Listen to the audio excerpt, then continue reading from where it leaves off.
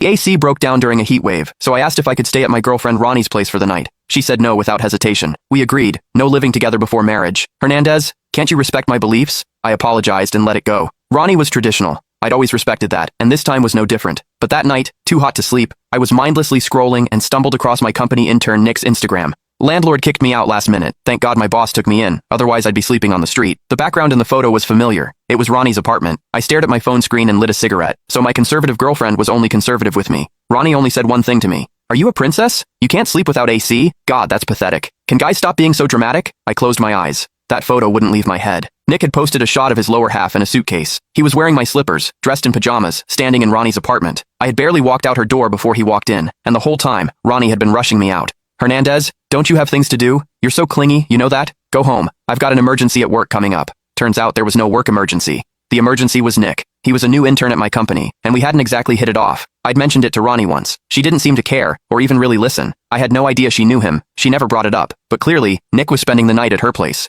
Nick posted again on Instagram, met the most kind-hearted woman when I needed it most. This time, Ronnie was in the photo. She was smiling, that soft, indulgent smile I knew well. 2 bowls of bolognese pasta sat on the table, her favorite. When we spent weekends together, that was the dinner I made for her all the time. I'd taught her how to cook it. She made it for Nick. Then a comment appeared under the post. Nick was showing off. $200 rent, utilities included, no deposit. Best landlord ever. Landlord.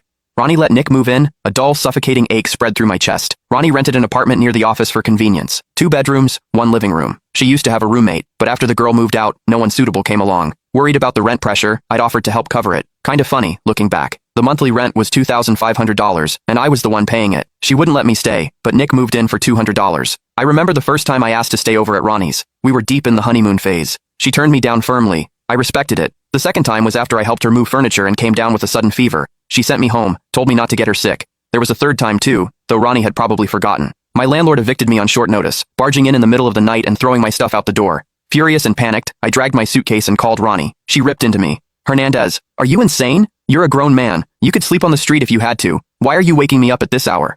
4 years. I never once got through her door. Nick walked right in. I had to admit, her old-fashioned boundaries only applied to me. My phone buzzed. Ronnie sent a message. Good night. By the way, found a new roommate. Moving in tomorrow. Kind of last minute. Hernandez, it'll be a little awkward for you to come by after this. I stared at that last line and almost laughed, but the tears came first, dropping onto the screen. I wiped my eyes and didn't reply. Nick posted a third time on Instagram. One photo was of him and Ronnie clinking glasses. In the other, their cheeks were practically touching, celebrating the new place. Ronnie, thanks for everything. Looking forward to what's ahead. Night. A man and a woman, alone together. I'd once found a craft beer I thought Ronnie would like and brought her a bottle. She accused me of trying to get her drunk and said she never touched alcohol. Now she was drinking with Nick. In that moment, whatever feeling I'd been holding on to finally let go.